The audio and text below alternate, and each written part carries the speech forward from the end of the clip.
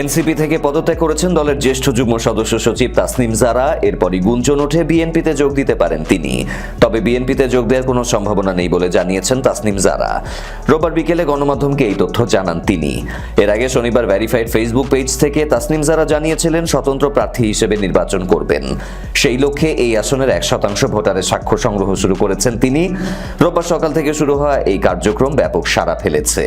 গণপ্রতিনিধিত্ব আদেশ অনুযায়ী নির্বাচনে স্বতন্ত্র প্রার্থীর ক্ষেত্রে সংশ্লিষ্ট নির্বাচনী এলাকার 1% ভোটারের সমর্থন সংবলিত স্বাক্ষরযুক্ত তালিকা মনোনয়নপত্রের সাথে যুক্ত করে দিতে হয়।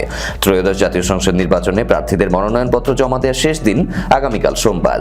এর মধ্যেই তাসনিম জারাকে 100% ভোটারের স্বাক্ষর সংগ্রহ করতে হবে। খিলগাঁও, সবুজবাগ ও মুগদা থানা এবং মান্দা এলাকা নিয়ে গঠিত ঢাকা 9 আসনে মোট ভোটার 4,69,300। সেই হিসাবে স্বতন্ত্র প্রার্থী হওয়ার জন্য তাসনিম জারাকে 4,693 জন ভোটারের স্বাক্ষর সংগ্রহ করতে হবে।